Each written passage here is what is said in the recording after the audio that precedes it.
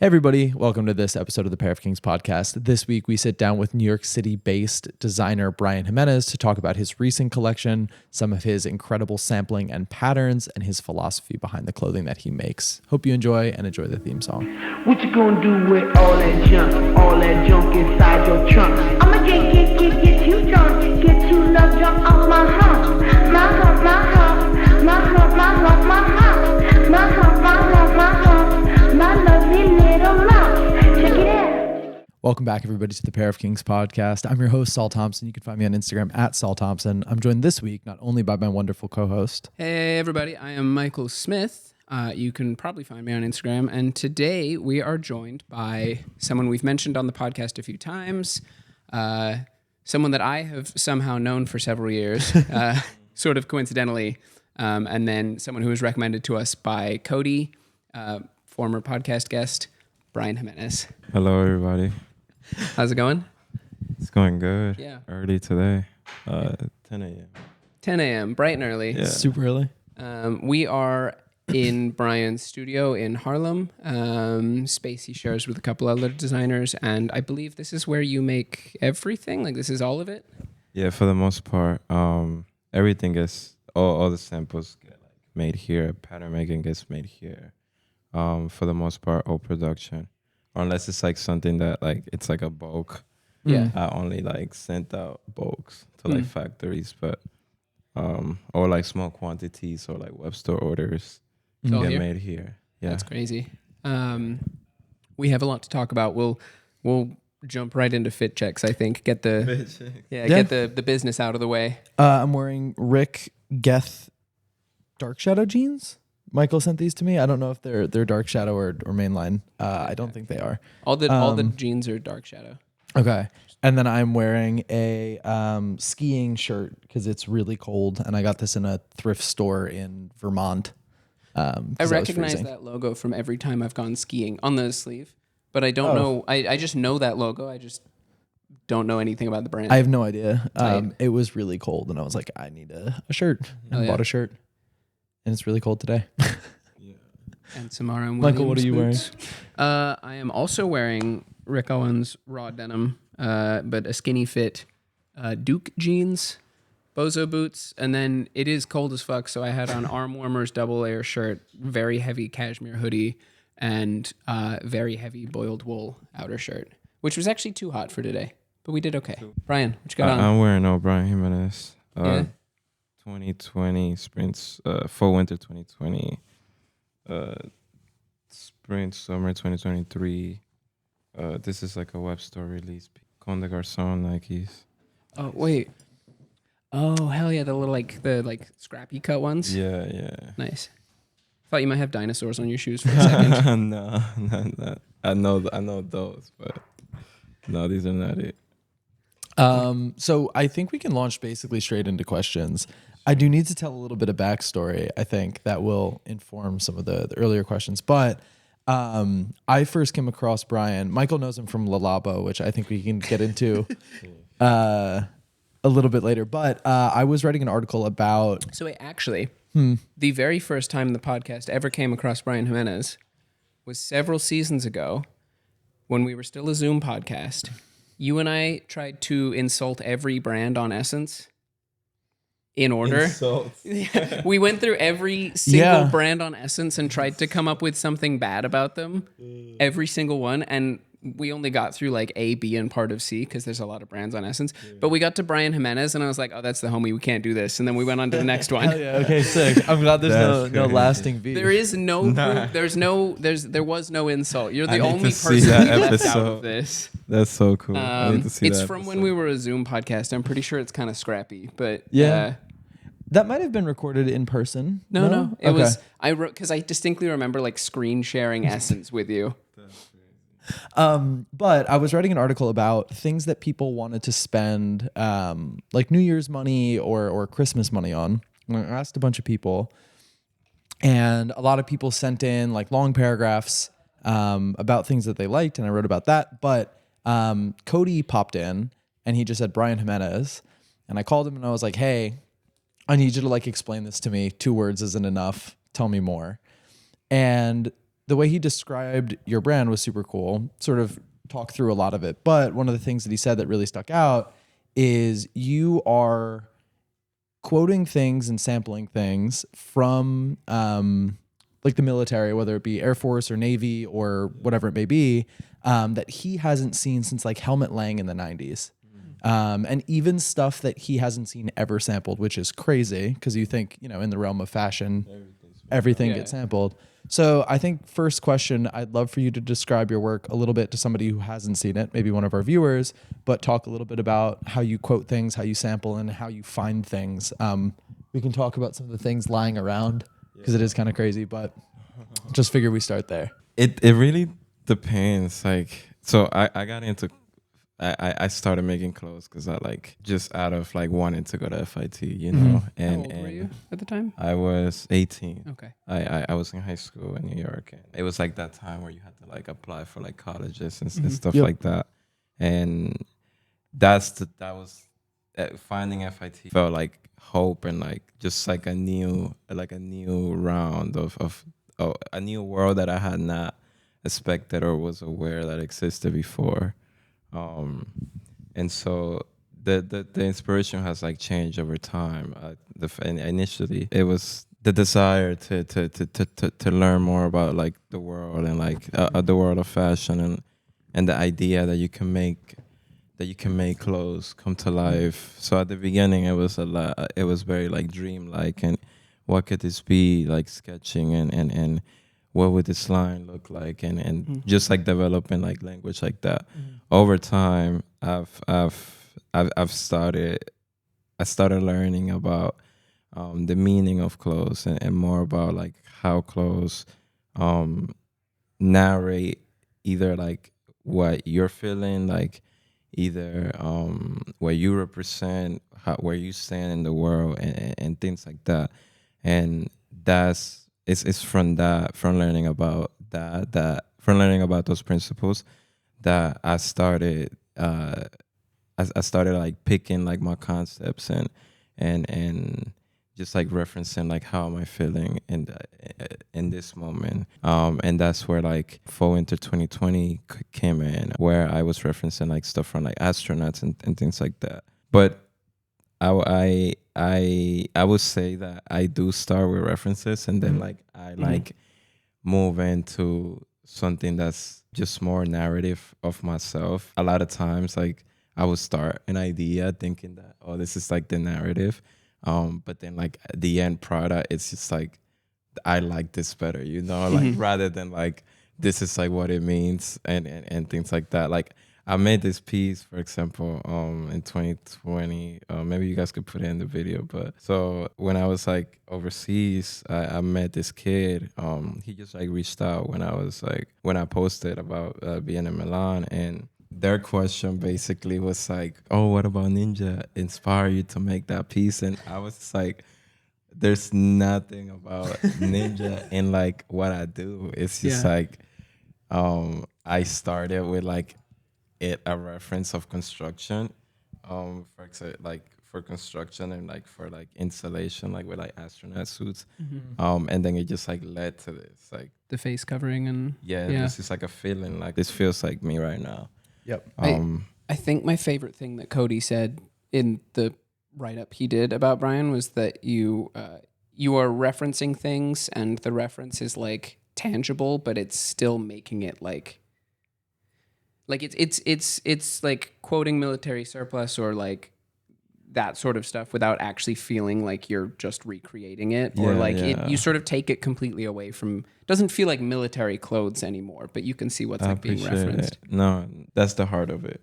I think that's at the core of just like the studying. Do you remember the first like clothing piece you ever made? Yeah. What was it? It was a white T-shirt with 2 zippers on it. It was hella Alexander Wang. Hell it was like Alexander Wang was running it at the time, like that was like the era. 2014, 2013.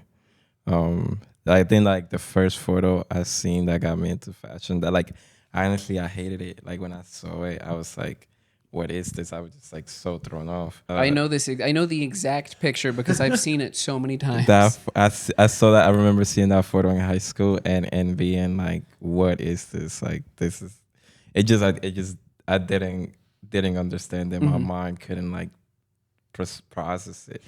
But then like that was the seed. Yeah. And then like everything that was in that era, in that moment, I was just very influenced by it.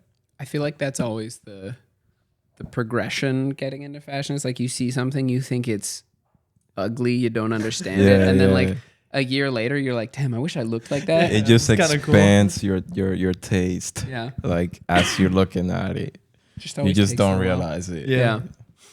When did you did astronauts, you did some like space theme stuff. When did the military stuff start to creep in? And also, where do you find that? Or is that secret sauce? Nah, I mean, I go to surplus stores. I go to places on the internet too. I spend a lot of time on the internet. Also, like knowing the names of things. Like I spent a lot of time at the FIT library when I was there. Most of my time was like at the library, like most of my free time. And I was just like looking through the books. I developed the research part from that era, from being at FIT. Yeah. So I'd love to hear more about your process of making something from scratch, right? Yeah. Like you find something that you think is interesting. Where do you go from there? Do you just start cutting immediately, or do you then get really into searching it out and trying to find out how it was constructed on its own? Like what is your process for taking an idea to something finished? Yeah, it varies. Sometimes like I see something and like it just like sits in my mind, and then like it just like comes out like without me even realizing it. And then there's times that I find something that I really like, and I go into like study and like the construction, like how it's made, what else is around it, and from there like I just like build on top of it. Very rarely I just like go into cutting. Like I set times for development and for like everything. Something that's like always ongoing is just like the orders. Like the production of orders is just like always ongoing. But in between your work, you have to find time to do your other work. Yeah. Cool. Like late nights, like this is like why it's like so like beneficial for me to like live where I work. Cause it's like late nights. I just like sometimes I just like set an hour just to like be free and like just do something that I'm not necessarily thinking too much about. Yep. That helps a lot. That helps with the development. But like at the end of it, I'm always just thinking about like the end goal of the project. Yeah. Of like either like if it's a collection or if it's like a web store release, a one-day store. I think I'm very surprised to find out how much you do here, because you also, you do some like retailer stuff. Like you are stocked at SSENSE and you were stocked at some other stores online. How difficult is it to like keep up that production? It's a lot of work. I mean, I take those orders and then like people won't see me for like months. Like it's just like I'm here, like leading the production, like going to the factories, like so that like I'm checking on the things that they're making. Yep. I'm buying the fabrics. I'm like calculating like how much yardage I need to get. Going to the garment district, checking on patterns, like pattern gradings.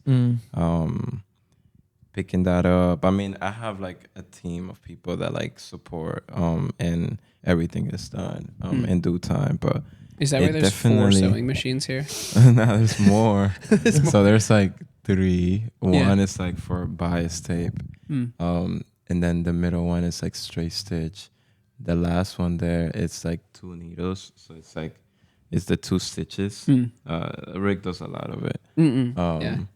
It's like the overlock machine, cover machine. A cover machine, it's like for these 2 threads on like the jerseys. Cool. Okay. Yeah. There's a bar tack machine, and then there's like another straight stitch in the cutting room. Damn. In the back. I mean, that's like how I've been able to make it happen. Yeah. It's like by like keeping everything tight, not overproducing stuff. Because it's like someone would say that, yeah, make the stuff overseas, like it's cheaper, but there's other challenges that come with that. Yeah. Yep. And so, which I'm just like choosing my bottles. Yeah. By like keeping it here and like managing everything and taking like certain like limited orders. I'd love to ask about some of your, like, you live in a space with other people that make clothes. Differently, like Different. yeah. But question is sort of with that being in your space, it being sort of a creative space, do you find yourself working off of the other people, or is it sort of you each diverge into your own specialty or like process or whatever it is? I mean, we all started working on the brand. Renzo used to be a stylist for the brand, and he styled like before this collection, the last 4 collections before that.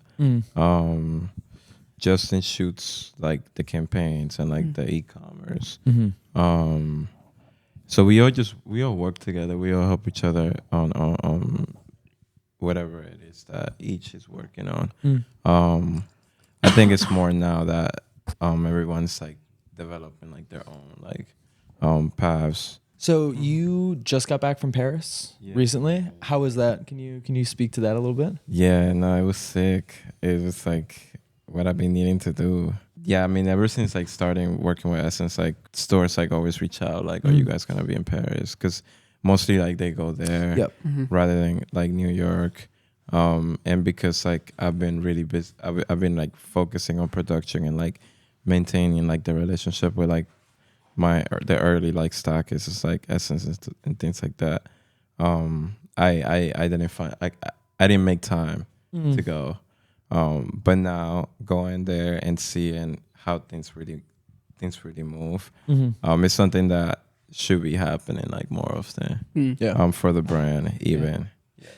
Do you feel like as a smaller brand, there's still like space at the big Paris Fashion Week? Like you're still like seeing people and like it feels very productive still.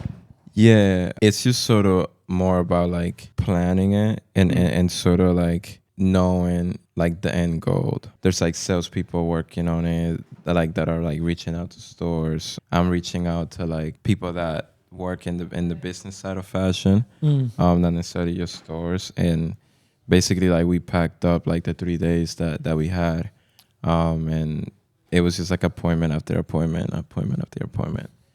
It was really good. It was like I needed to like see that side of just like the world, like the fashion world. I mean, and just like see how things move by being there.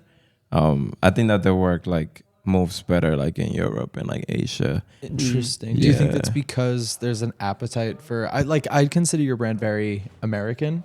Do you think that that's because there's an appetite for that sort of design language overseas? Maybe it's just because it's new and like the US is like not I don't know. I think like They just haven't caught on yet. Yeah, or like the markets are different. Like the way that they consume is different. They're definitely like more open to new stuff. Yeah.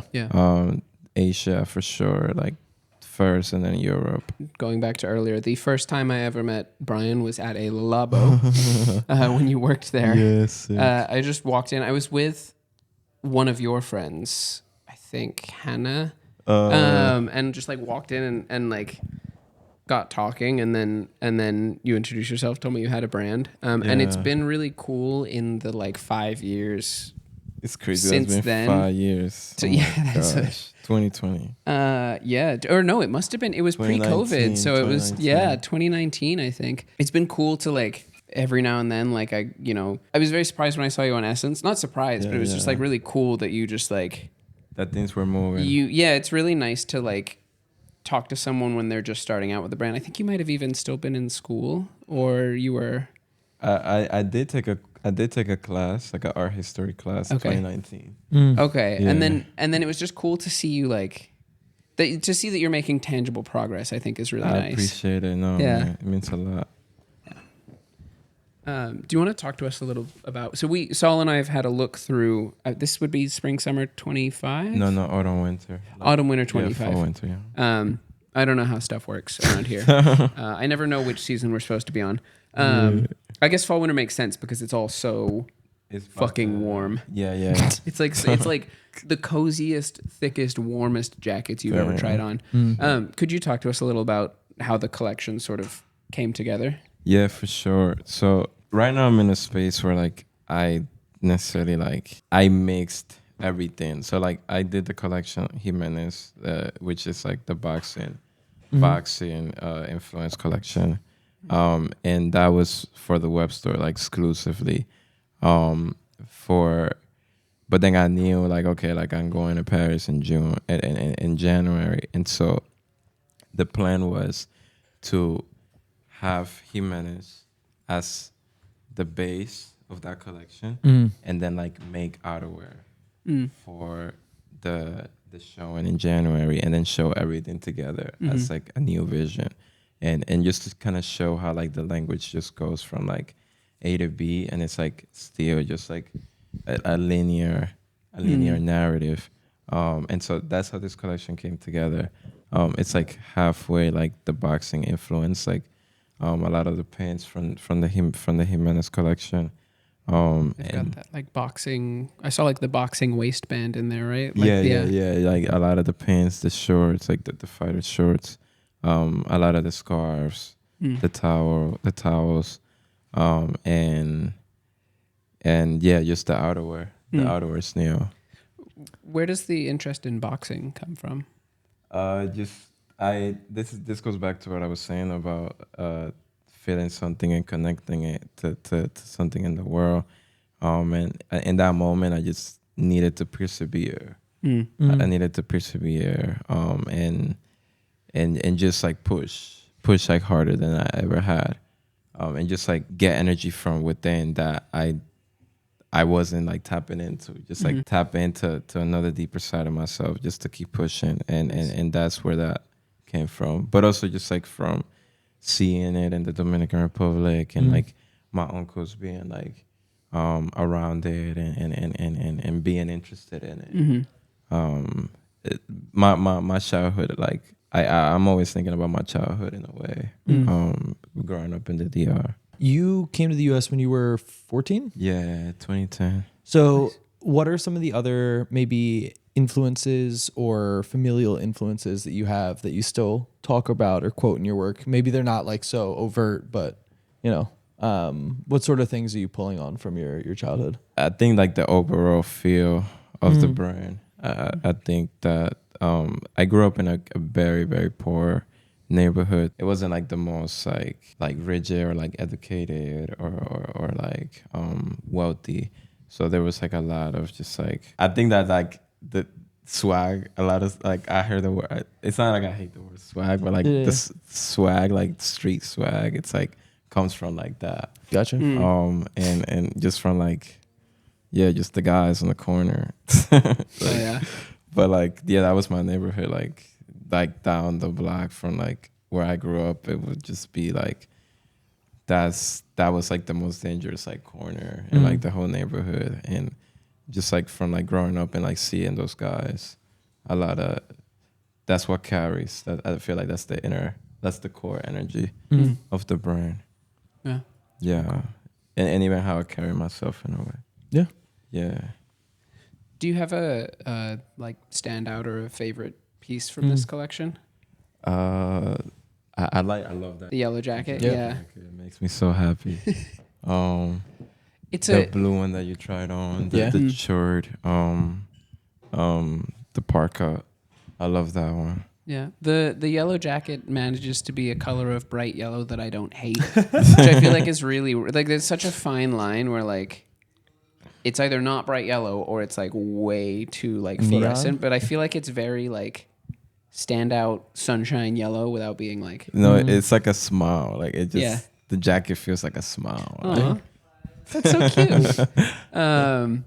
It is really, it's like sort of beautifully cut to look like it's slouching already, like even when it's on. I don't know, it's wonderful.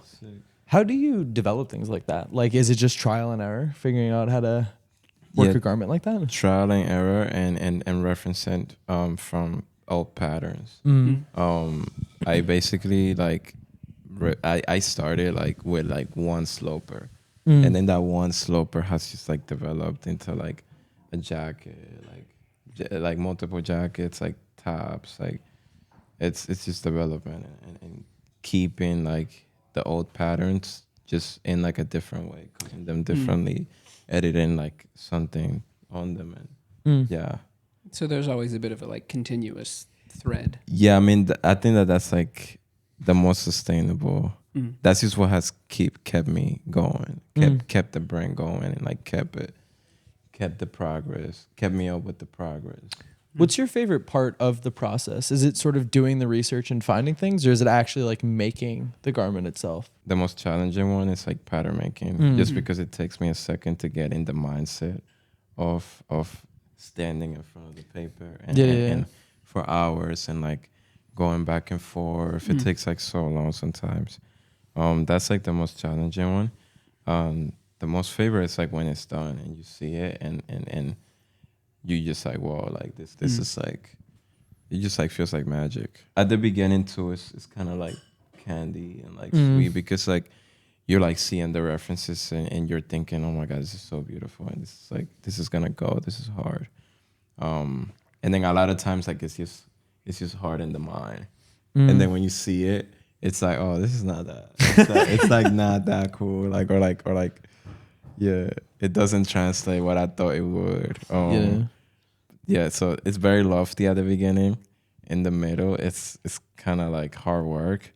But then at the end, 80% of the times, it's like, okay, we made it happen. And like, I'm proud of this. What about those 20%? What's the you'll make something and it just doesn't live up to what you were picturing, or?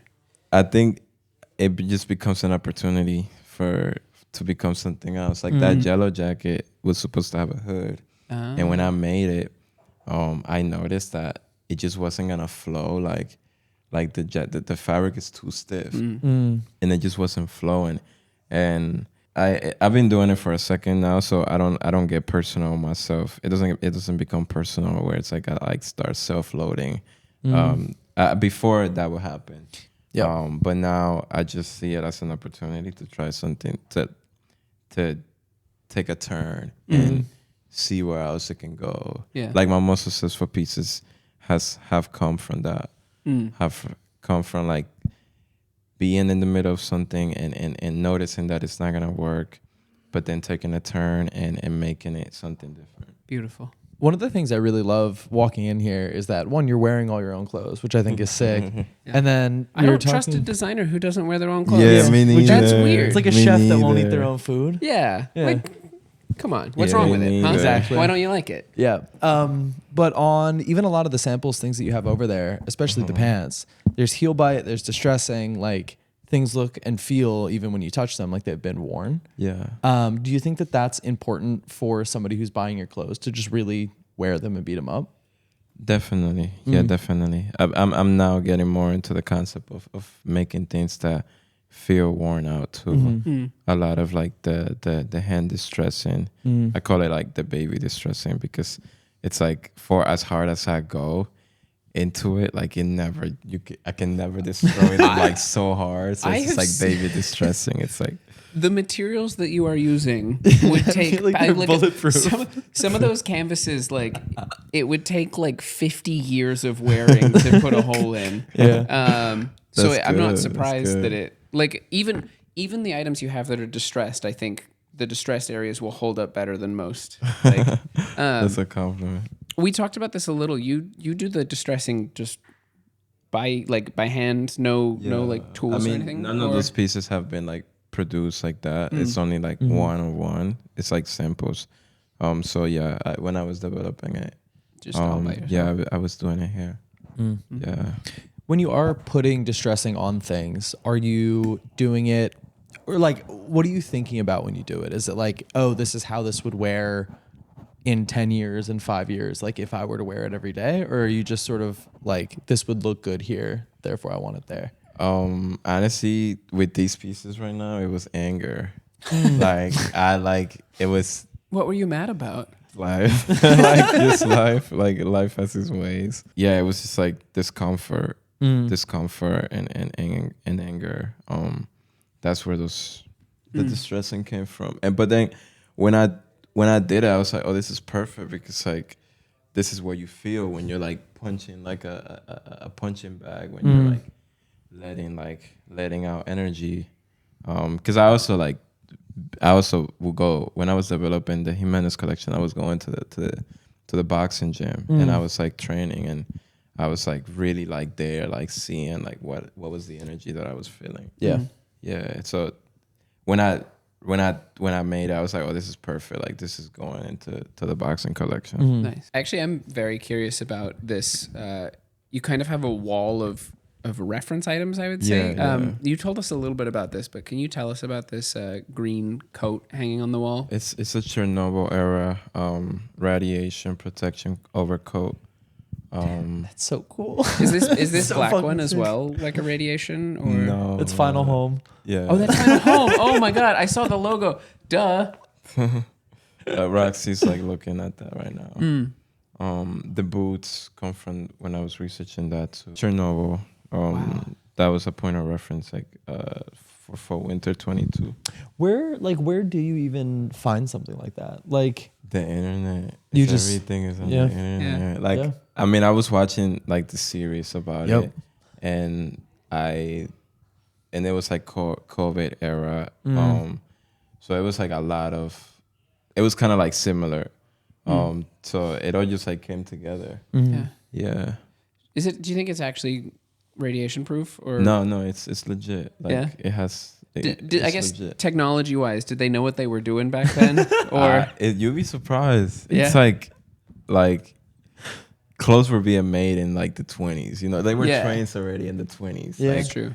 Like 1914, like 1903 first train in New York. Like Damn, yeah. that's like crazy. I read I think this thing's on somebody on Twitter found it, but there was a report from, I think it was like the 1800s. The British cavalry, so the dudes that were riding the horses, they really they had their own like style and swag. Yeah. And part of it was they would wear really tight clothes, like really, really tight everything. And they would constantly be talking like babies. So they'd say Wait, like Sawi. So wait, I'm not kidding. This is like the British cavalry Yep. wore tight clothes and talked like babies? Yeah. I'm not kidding. I'll What find year? the clip. This is 18th century or maybe the 1800s. So there are reports of the British cavalry were like incredible at riding horses, really into what they would do. Everybody was envious of them. They were running around being like, oh, I'm Sawi. I'm not kidding. It's fucking crazy. There's been brain rot for decades, centuries. People have been doing baby talk brain rot since the 1800s. You're fucking... People have been existing. You kind of forget that people have always kind of been people. Yeah. I almost feel like now we're not even pushing ourselves in the way that people will push themselves before. Like this is so off. This is so random. But No. I've been like looking a lot into like Michael Jackson, like in his career. And I would see some of his shows, and like his shows would be like 2 hours and a half. And it's like, who's performing for 2 hours and a half these days? You know how much you had, you know how much like energy you had to have? He's going crazy. Like, yeah. Another completely random aside. so random. Big Bruce Springsteen fan. Bruce Springsteen will play 3-hour concerts. That's insane. Like I've been to see him a few times. No opener. He comes out. He plays for 3 hours. He's still like running full speed back and forth across the stage. And then I've been to a show where he's like, "All right, you guys are getting tired. I'm gonna leave." Jesus Christ. And that's like a 70-year-old man. So I mean, I don't know if he counts as like the newer generation. Like he's someone from like Michael Jackson's era, Yes, or like from the same sort of time period who still has that like That energy about him. I feel like that comes from when somebody really loves what they do, Yeah, though. yeah, And fully. you know, I've been to concerts where they perform for like 40 minutes and they're like, Yeah. okay, bye, you guys Not suck. like the rap shows. It's like Yeah. 20, 30 minutes, and it's Yeah. like they want to become the greatest stars, but it's like, Yeah. where's the energy? I feel like 20 or 30 minutes of especially- rapping over the song Over, with the Not lyrics even on they it. just play jumping. the song. Yeah. Not even jumping. I don't think we're like putting in as much effort Yeah. as like Mm. people in the past would. Like in like past generations, like the Yeah. 90s, 1800. No, I'm totally with you. Yeah, I think yeah. that part of it. Do you know the clip I'm talking about when I talk about the Michael Jackson and Celine Dion? No. So they're performing together. He's younger. Oh, I think I know. Yeah. And she starts doing the robot, and he notices and just starts like spazzing out in the best way. Like he's an incredible dancer, but starts doing the robot. Yeah. And I think, obviously Michael Jackson kind of controversial, but one of the things that he does First really person well or cancel. did really well was, I don't think he was like afraid to maybe look stupid, but he was really talented at what he was doing. So it didn't ever look stupid. Yeah, no. You know what I no, mean? No, yeah. So Yeah, I don't know. He just had the energy, just Yeah. like kept going Yeah. through thick and thin. Showmanship. Yeah. Yeah. I guess I would want to ask you obviously stay incredibly busy. When you're pushing yourself, do you feel like you get energy from the process of like pushing yourself? Yeah, definitely. I think that the less I overthink, the better, and like the less time I have to think about like the outcome or like planning. The result comes out so much better than I could have ever expected. Yeah. When I plan, I get like my least favorite results. Not necessarily that planning is bad, but like there's a lot of planning that needs to be done, like logistically for all of this to happen, like shipping to stores, like production, like making the clothes happen on time. But I mean more like in the process and like in the artistic kind of just like the moment. Yeah. I forget what boxer it was, but it reminds me of boxing. He was saying like you do all the work beforehand and you build all the skills and all the technical skills so that when you're actually like boxing in a fight, you don't have to like think. I mean, they're obviously thinking really hard, but you can't plan 4 rounds ahead. You have to Yeah. like just be in the moment and Yeah. like really be in the character. Yep.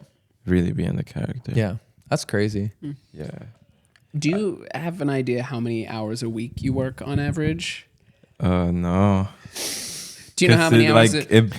It varies. I mean, but like it stays pretty high. Yeah. It stays pretty high. Like if I'm not working, I pretty much feel like, what am I doing? And yeah, I think don't that's like a sign to you're feel doing that. the right work. Yeah. Yeah. If I feel that, I don't like to feel that. Most of my waking hours is thinking about work and like work. I mean, I hope that doesn't sound depressing. Like by the end of the day, like I'll be really proud of myself. Yeah, But at the yeah. end of the day, like it could either be 4 a.m., like 2 a.m., like even like I feel it the most like those late nights, like 4 a.m., 3 a.m. when I'm like done with the day and I'm like tired, but I'm like, okay, like I'm proud of myself. Like I feel like I'm doing what I need to be doing. I think the thing is that you got to wake up and do something for Sure. 16, 20 hours, however long you're awake. Sure. And it might as well be something that you feel good about. So I don't think, Definitely. I would not say it's depressing Not at all. to only be working if work is a personal thing. I do that makes have you like feel like definite. Yeah. Sorry to question. No, you're good. You're good. But I do because I have been like facing like a lot of my friends being like, you're not hanging out with people enough. You're like not. You need to like have more balance, and I feel like I've like gotten that. Like I do have that. Like I don't want to just promote like just working and not seeing people. I do have that. I do try to keep that like a priority, but for the most part, I'm like I try to keep busy. Is that something that's come with scale? Like obviously when it's just you building a brand, you have to really devote yourself to it. But now have you like found ways to sort of free your own time up a little more, or is it? I think I've just like had to. I started like just making it like, okay, I have this to do. I'm gonna find the time to do it, but I do have to go see somebody right now. Yeah. I do need to like make this dinner. I do need to make this event that a friend is throwing. I do need to water these relationships. Yeah. So I've had to make the responsibility to make it happen. When you like get stuck or get like artist block, is that how you sort of get out of that funk? Like what do you do to sort of you're feeling like you are encountering a problem that you can't like get through. How do you take a break, step back, and like approach the problem again? A lot of last year was that shipping the orders. I think that like sitting down, clearing my mind, getting to the core of what the problem is, understanding it, and weighing out options, like very calmly and not panicking. It's always what like has like gotten me out of those like rut moments. As a quick aside, we have a Discord. We always ask our guests to give a password so people can prove they listened to an episode. What should people tell us to join our Discord? Wait, so what should we tell them? Yeah, what do people message us to join our Discord? I think 107 is kind of like Harlem. Bryan Jimenèz at his studio in Harlem. Bryan, if you want to join the Discord, message us. Bryan Jimenèz at his studio in Harlem. This neighborhood is like it's so beautiful and like It's so really like nice. like I don't know. It's like so wide open and like I don't know. I love this part of New York. It's like my favorite. There's also a lot of really good restaurants right around here. Like there's a Vietnamese place called Saget that's really good on 108th, I think. And then there's the Ukrainian bakery. Oh, Hungarian. Hungarian. That's Hungarian. that's like so good. that's my heaven. Yeah. And You there's catch like me a bunch there, of beautiful I'm just churches chilling, and stuff. clearing my mind. Yeah. And then what's that? Mamie's Mama's Spoon Bread. Mama's Spoon Bread. It's on I think it's on 110th or 108th.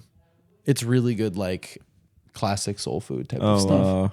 On this side? On It's that side? I think it's like off of Central Park West and 110th. Oh, I think they make jams. They make like the Yeah, ASAP jams. Yes. Yeah, I've been there. Yeah, they're cool. They're really nice. I was gonna live on 110th, and then a lady scammed me. Oh, They yeah, I remember scammed this. you? Yeah. How? She just wasn't allowed to rent her apartment and shit. didn't, and so I had to sue her to Oh, get what the my fuck? security deposit back. No way. Yeah, That was a Crazy. whole ordeal. loaded. Wow. Yeah. You made it out. Yeah, Yeah. Wow. that sucks. Suing and like court things, that sounds so Yeah. complicated. It still Complicated. isn't resolved, which is crazy. It's still not 2 Did you years get your later. security deposit back? No, still no. No way. God. Yep. That's crazy. So you're still on it. You haven't got it out. Got it Yeah. out. Oh my I God. think legally I'm absolved of like owning the apartment or like paying rent or anything, Yeah. but she still owes me my security deposit and God. technically damages from all of it. Wow. Yeah, a lot of fun. I hope you can get that money back. I hope so too. That's crazy. What do you really enjoy in like the New York City fashion space? Because I feel like New York. Do you enjoy sometimes- the New York City Yeah. fashion space? That's a good question. Yeah, I feel like people blow up and they leave immediately for Paris, or they like they get too big and they stop being like a New York brand. So do you like it? Do you not? I love my friends and I love the people around me and I love like a lot of like the people that like make work here in New York. I think that like being in New York has been such a necessary thing for me to build the brand up to where it's at. Because nowhere in the world they have like a garment district like Yep. we have here in New York where you can go get like the best ribbon, you can go and get like the best zippers, you can go and like get like the guy who does the snaps, like you Yeah. can go and get like you can go to Mood and like study, like see what Endem and the Mister uses.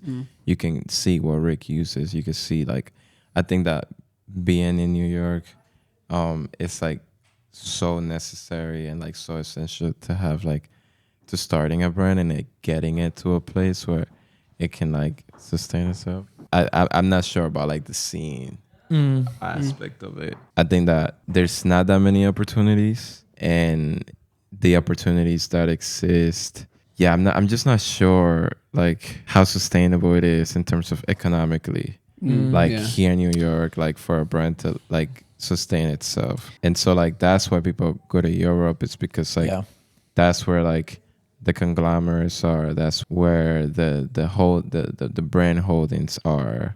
The investors that like really know about like the industry, like the Italians, like that's where they are. So that's why I see why a lot of things are held in Europe rather than in New York. Yeah, I think that it works for me because I'm independent, and I can just go and like get the fabric Yep. and get the zippers, get the ribbon. But when doing it like large scale, Yep. I think that being overseas is sort of the move. Yeah. Yeah. Do you ever see yourself scaling up that much, or do you like having your hand sort of on everything? It's very tiring, I would say, and it definitely like takes a toll. Yeah. On myself to do everything. I just been sacrificing it just because this is what I want to do. I do think that at some point I definitely like would accept some support Yeah.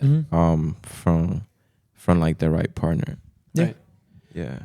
I think it's about finding out how to do that and like still maintain your Definitely. brand. Yeah, Yeah. it has to be with someone that understands what it is that the brand is doing right now and sees like a similar vision for myself, for the brand, and can help in ways that I can't, because I can only do so much. Yeah.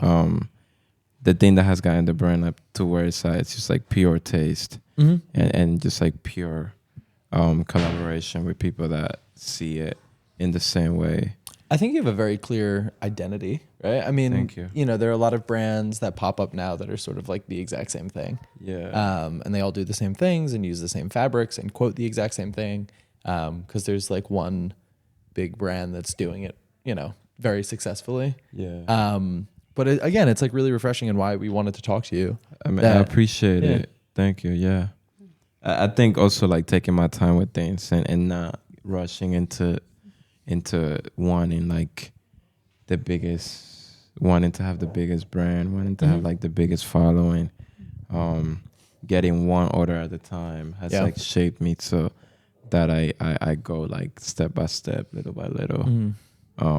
But I think that there's a cap to that. And I think that it's coming.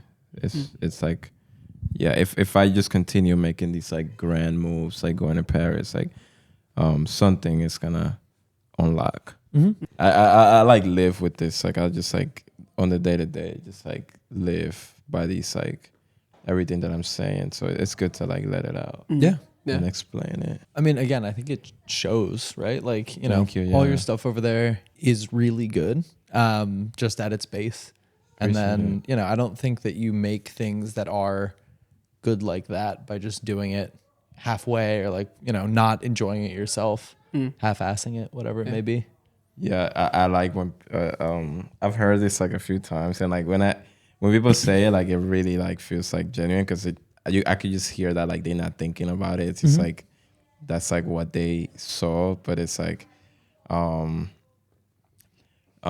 when you just like don't compromise, like a lot. That's like a compliment that I get, and it took me a second to kind of see it because when you're like studying fashion and you're seeing like what other brands are doing, you consider that the non-compromising to be these like grand shapes and grand cuts and doing something that it's like unwearable.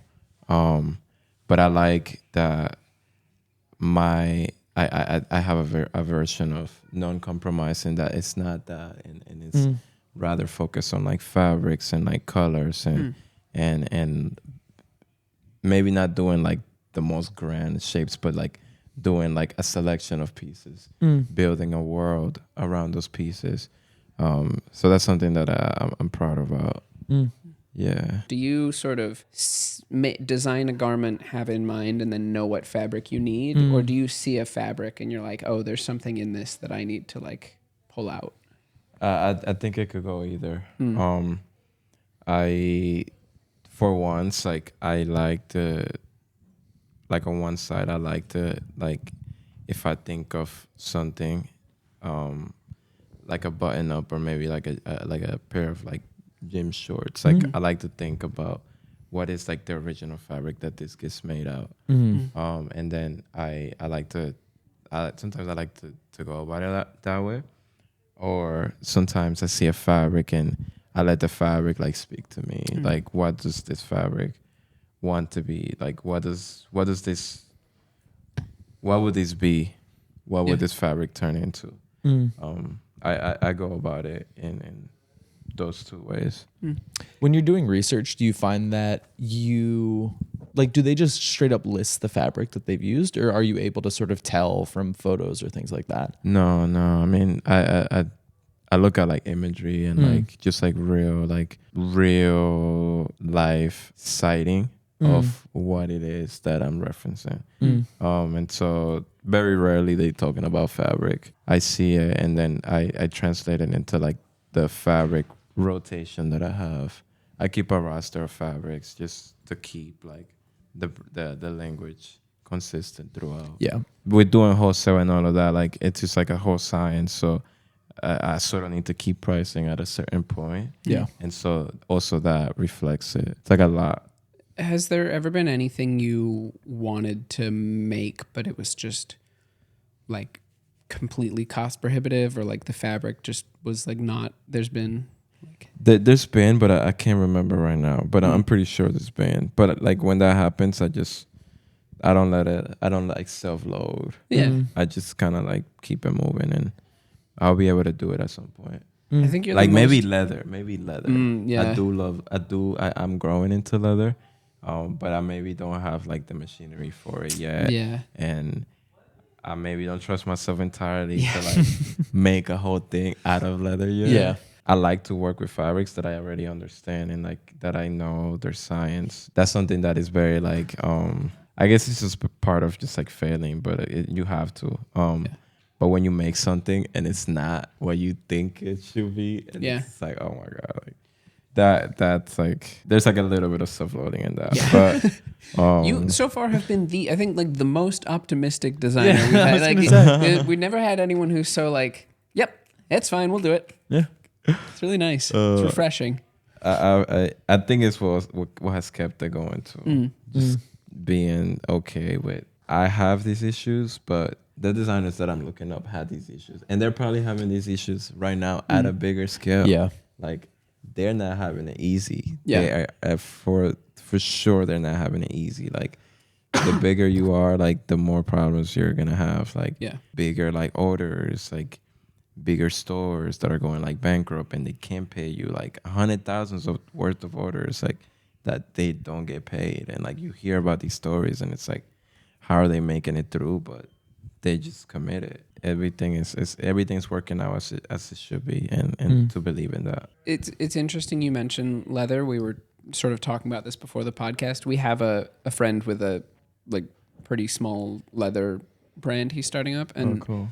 The overhead to produce a leather jacket is more insane than people realize. Without it's insane. You have to drop some money. If you want to not compromise on like leather quality or hardware, and I think he like outsources production still. Like is it China the leather jackets are made? Like he has a factory there that I think so. So he outsources those, but because of like the cost of leather and the cost of like small batch production, I think the cost of good leather especially. Yeah. It's like, I think the jackets are like $3,000 and he is not making a lot of, like he's barely making, he's getting himself out there, but he's not really making money on them at all. And that's direct to consumer, no wholesale, nothing. So leather jackets are just like, or leather in general is just. It's a lot. It's a hard business. Yeah. You do have a lot of, there's sort of a very like interesting mix of a bunch of different hardwares. How do you like, is there like a specific reasoning behind that, or that's just what? Yeah, it's sort of like I started with like zippers and like it's definitely has toned down as I've grown, as I've matured in the design language.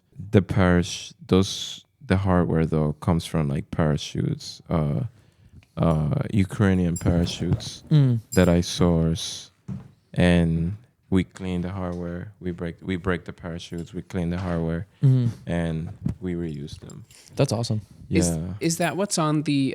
There's like sort of a vest thing, and it's got like clamps and straps. Even like those straps are like from the parachutes. That's crazy. You guys can see it there, like that hardware on the top. Hang on the jacket. That's and the webbing also is from the parachute.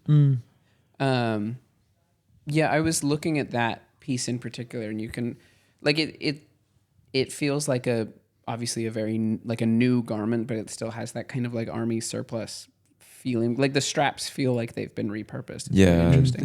it's from the parachutes. Those are like from the 80s. That's fucking crazy. Where do you get where do you get a 40-year-old Ukrainian parachute? You don't have a 40-year-old? Research, man. Just like on the internet. Do you use the like the parachute itself for anything, or We've used it for image. and then if that goes into production, do you have to buy a ton of Ukrainian parachutes, or do you find a substitute? I get them. Like nice. the legit ones, the real ones. I wanted to ask before we finish up about some of your styling, especially on some of the shoots. Yeah. I know you work with one of the guys that's here as a stylist. But when you envision sort of like a full outfit, what are the things that you don't make yourself that sort of need to be brought in? A lot of the accessories, because they already perfected. This is my thing. A lot of things have been perfected already, and I can only do so much. Yeah. Even with like a team. Yeah. It will feel just kind of pointless to remake something that like already has been perfected. Like those accessories, like the military gloves, like and they're made to like the highest quality already. Yeah. Like me stepping in and like it's a bit intrusive almost. Like me stepping in and like buying the thing and then like copying it and then making it the same thing just to like sell it as like my name just doesn't feel useful. And so that's why there's like a lot of like the overlap with like the accessories, but it also just like informs the work. And it also like enriches it. So yeah, I don't feel the need to like get into like glove making or like making a boxing glove because they already been perfected and like I'm just gonna go in like as an amateur to like make something that like a professional that like already made it. Like I'd rather like make the jackets, like make the pants. Like I'm good at I'm good at making the pants. I'm good at like making like I think that the styling aspect of it just adds life and adds like context and information. That has saved me honestly, just to like think about it like that, because if I was to make everything, it just wouldn't be sustainable. Like, It's too much time. Too much time, and then it just like I said, like it's perfected.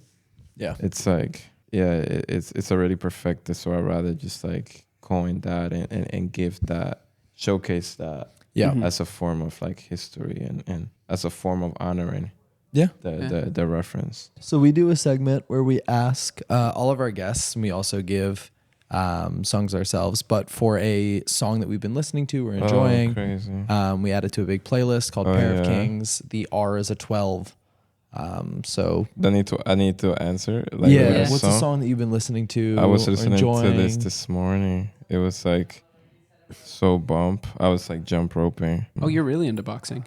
It was this one. I'm not even gonna try and say that. Oh, it's a Burzum song? Yeah, I heard he's problematic, but I it's the energy of the song. But no, they make good music. They just happen to be horrible people. Yeah. Erblicket die Tochter des Firmaments. Yeah, of course. Yeah, of course. I got it on the playlist. That just was going this morning. I was like, jump roping is really interesting because I feel like it's elementary school girls and boxers. Yeah, boxers. Like those are you're either like a big beefy boxer or you're like 8. Yeah. You're 8. That's so funny. No, I mean I'm just like I feel like I'm training for something. Yeah. I just feel like I'm right now like I have to just keep my mind clear and just get ready because I'm training for something. Yeah. Just for the growth of the brand and for the growth of myself. It's good that you keep yourself healthy and strong in between all of it. Yeah. My Keeps song it of the week going. Yes. Yeah, what are you is listening to? it's a left field. We're doing "I Will Possess Your Heart" by Death Cab for Cutie. I don't know if Death Cab for Cutie's cringe these days, but it's like an 8-minute song with a really slow build-up. Cool. That kind of explodes on it. It's surprisingly like theatrical for them. And then the reason I started listening to it was because I heard like a droney doom metal cover of it that was surprisingly good. Sick. Not as good as the original, but that's where we're at. So, Valid Like Salad by Jew and DJ See Him. oh yeah, It's a great song. I don't even know what that is, but it sounds incredible. It's one of those things where if you hear it, you're like, oh, it's that song. okay. I think it's very much a staple, or as I understand it, has been a staple of like New York City dance. Just like a very recognizable rhythm kick pattern. Yeah.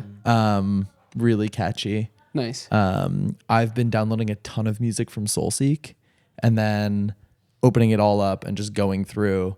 And it was one of those songs where it was like, oh my God, it's this song.